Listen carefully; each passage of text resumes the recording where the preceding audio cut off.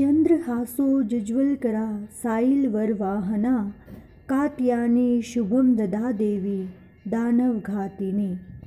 माँ दुर्गा के छठे स्वरूप को कात्यायनी कहते हैं। कात्यायनी महर्षि कात्यायन की कठिन तपस्या से प्रसन्न होकर उनकी इच्छानुसार उनके यहाँ पुत्री के रूप में पैदा हुई थी। महर्षि कात्यायन ने सर्वप्रथम इनकी पूजा की थी, इसलिए ये माता कात्यायनी के नाम से प्रसिद्ध हुई। माँ कात्यायनी अमोघ फलदायिनी है। इनका साधक इस लोक में रहते हुए भी अलौकिक तेज से युक्त हो जाता है। नवरात्रि में छठे दिन माँ कात्यायनी की पूजा अर्चना की जाती है। इसके साथ ही इस दिन श्री दुर्गा सप्तशती के 11वें अध्याय की कथा का श्रवण अथवा पठन किया जाता है, जिसमें देवी देवताओं के द्वारा देवी की स्तुति एवं देवी द्वारा देवताओं को वरदान देने का वर्णन मिलता है। तो आइए कथा का रसपान करते हैं। महर्षि मेधा कहते हैं कि शुंभ और निशुंभ आदि दैत्य के मारे जाने पर इंद्रादि देवता अग्नि को आगे करके कात्यायनी देवी की स्तुति करने लगे। उस समय अभीष्ट की प्राप्ति के कारण उनके मुख खिले हुए थे। देवताओं ने कहा, हे शरणागतों के दुख दूर करने वाली देवी, तुम हम पर प्रसन्न हो। हे संपूर्ण जगत की माता, तुम प्रसन्न हो। विश्वेश्वरी, तुम विश्व की रक्षा करो, क्योंकि तुम इस चर और अचर की ईश्वरी हो। हे देवी, तुम संपूर्ण जगत की आधार हो, क्योंकि तुम पृथ्वी रूप में स्थित हो और अत्यंत पराक्रम वाली देवी हो। तुम विष्णु की शक्ति हो और विश्व की बीज परम माया हो, और तुमने ही संपूर्ण जगत को मोहित कर रखा है। तुम्हारे प्रसन्न होने पर यह पृथ्वी मोक्ष को प्राप्त होती है। हे देवी, संपूर्ण विद्याएं तुम्हारे ही भिन्न भिन्न स्वरूप हैं। इस जगत में जितनी स्त्रियां हैं वे सब भी तुम्हारी ही मूर्तियां हैं। एकमात्र तुमने ही इस जगत को व्याप्त कर रखा है। तुम्हारी स्तुति किस प्रकार हो सकती है, क्योंकि तुम परम बुद्धि रूप हो और संपूर्ण प्राणी रूप स्वर्ग और मुक्ति को देने वाली हो। अतः इसी रूप में तुम्हारी स्तुति की गई है। तुम्हारी स्तुति के लिए इससे बढ़कर और क्या युक्तियाँ हो सकती है। संपूर्ण जनों के हृदय में बुद्धि रूप होकर निवास करने वाली, स्वर्ग तथा मोक्ष प्रदान करने वाली, हे नारायणी देवी, तुमको नमस्कार है। कलाकाष्ठा आदि रूप में अवस्थाओं को परिवर्तन की ओर ले जाने वाली तथा प्राणियों का अंत करने वाली नारायणी, तुमको नमस्कार है। हे नारायणी, संपूर्ण मंगलों के मंगल रूप वाली, हे शिवे, हे संपूर्ण प्रयोजनों को सिद्ध करने वाली, हे शरणागत वत्सला, 3 नेत्रों वाली गौरी, तुमको नमस्कार है। सृष्टि स्थिति तथा संहार की शक्तिभूता सनातनी देवी, गुणों का आधार तथा सर्व सुखमय नारायणी, तुमको नमस्कार है। हे शरण में आए हुए शरणागतों, दीन दुखियों की रक्षा में तत्पर, संपूर्ण पीड़ाओं को हरने वाली, हे नारायणी, तुमको नमस्कार है। हे नारायणी, तुम ब्रह्माणी का रूप धारण करके हंसों से जुटे हुए विमान पर बैठती हो तथा कुश से अभिमंत्रित जल छिड़कती रहती हो, तुम्हें नमस्कार है। माहेश्वरी रूप में त्रिशूल, चंद्रमा और सर्पों को धारण करने वाली, हे महावृषभ वाहन वाली नारायणी, तुम्हें नमस्कार है। मोरों तथा कुकुटों से घिरी रहने वाली, महाशक्ति को धारण करने वाली, हे कौमारी रूप धारिणी निष्पाप नारायणी, तुम्हें नमस्कार है। हे शंख चक्र गदा और सारंग धनुष रूप आयुधों को धारण करने वाली, वैष्णवी शक्ति रूपा नारायणी, तुम हम पर प्रसन्न हो, तुम्हें नमस्कार है। हे दांतों पर पृथ्वी धारण करने वाले, वाराह रूपिणी कल्याणमयी नारायणी, तुम्हें नमस्कार है। हे उग्र नृसिंह रूप से दैत्यों को मारने वाली, त्रिभुवन की रक्षा में संलग्न रहने वाली नारायणी, तुम्हें नमस्कार है। हे मस्तक पर किरीट और हाथ में महावज्र धारण करने वाली, सहस्त्र नेत्रों के कारण उज्ज्वल वृतासुर के प्राण हरने वाली ऐन्द्रिय शक्ति, हे नारायणी, तुम्हें नमस्कार है।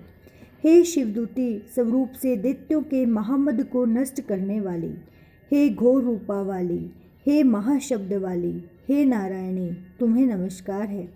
दाढ़ों के कारण विकराल मुख वाली, मुंडमाला से विभूषित मुंड मर्दिनी चामुंडा रूपा नारायणी, तुम्हें नमस्कार है। हे लक्ष्मी लज्जा महाविद्या श्रद्धा पुष्टि स्वधा ध्रुवा महारात्रि तथा महाविद्या रूपा नारायणी तुमको नमस्कार है। हे मेधा सरस्वती सर्वोत्कृष्ट ऐश्वर्य रूपिणी पार्वती महाकाली नियंता तथा ईश रूपिणी नारायणी तुम्हें नमस्कार है। हे सर्वस्वरूप सर्वेश्वरी सर्वशक्तियुक्त देवी हमारी भय से रक्षा करो तुम्हें नमस्कार है। हे कात्यायनी तीनों नेत्रों से भूषित यह तेरा सौम्य मुख सब तरह के डरों से हमारी रक्षा करे तुम्हें नमस्कार है। हे भद्रकाली ज्वालाओं के समान भयंकर अति उग्र एवं संपूर्ण असुरों को नष्ट करने वाला तुम्हारा त्रिशूल हमें भयों से बचावे तुमको नमस्कार है। हे देवी जो अपने शब्द से इस जगत को पूरित करके दैत्यों के तेज को नष्ट करता है वह आपका घंटा इस प्रकार हमारी रक्षा करे जैसे कि माता अपने पुत्रों की रक्षा करती है। हे चंडिके असुरों के रक्त और चर्बी से चर्चित जो आपकी तलवार है वह हमारा मंगल करे हम तुमको नमस्कार करते हैं।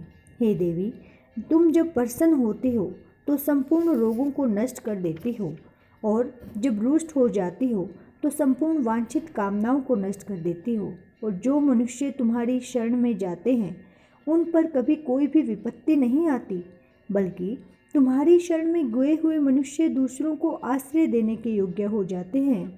अनेक रूपों से बहुत प्रकार की मूर्तियों को धारण करके इन धर्मद्रोही असुरों का तुमने संहार किया है वह तुम्हारी सिवा और कौन कर सकता था।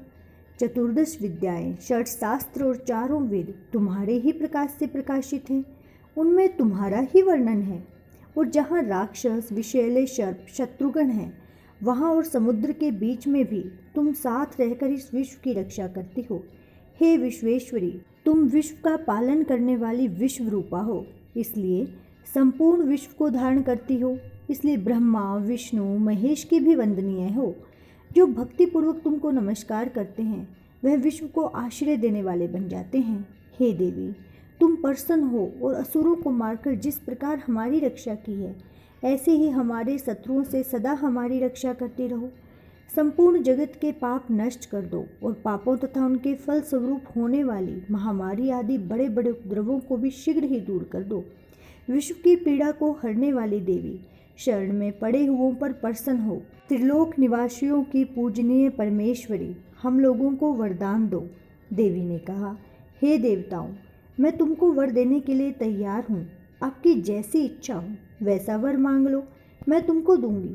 देवताओं ने कहा हे सर्वेश्वरी त्रिलोकी के निवासियों की समस्त पीड़ाओं को तुम इसी प्रकार हरती रहो और हमारे शत्रुओं को भी इसी प्रकार नष्ट करती रहो। देवी ने कहा वैवस्व मनवंत्र के 28वें युग में दो और महाअसुर शुंभ और निशुंभ उत्पन्न होंगे। उस समय मैं नंद गोप के घर से यशोदा के गर्भ से उत्पन्न होकर विंध्याचल पर्वत पर शुंभ और निशुंभ का संहार करूंगी। फिर अत्यंत भयंकर रूप से पृथ्वी पर अवतीर्ण होकर मैं वैप्रचिति नामक दानवों का नाश करूंगी। उन भयंकर महाअसुरों को भक्षण करते समय मेरे दांत अनार के पुष्प के समान लाल होंगे।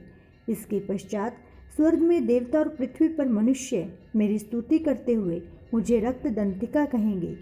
फिर जब 100 वर्षों तक वर्षा न होगी तो मैं ऋषियों की स्तुति करने पर आयोनिज नाम से प्रकट होंगी और अपने 100 नेत्रों से ऋषियों की ओर देखूंगी। अतः मनुष्य शताक्षी नाम से मेरा कीर्तन करेंगे। उसी समय मैं अपने शरीर से उत्पन्न हुए प्राणों की रक्षा करने वाले शाकों द्वारा सब प्राणियों का पालन करूंगी और तब इस पृथ्वी पर शाकंभरी के नाम से विख्यात होंगी और इसी अवतार में मैं दुर्ग नामक महाअसुर का वध करूंगी और इससे मैं दुर्गा देवी के नाम से प्रसिद्ध होंगी। इसके पश्चात जब मैं भयानक रूप धारण करके हिमालय निवासी ऋषियों महर्षियों की रक्षा करूंगी तब भीमा देवी के नाम से मेरी ख्याति होगी।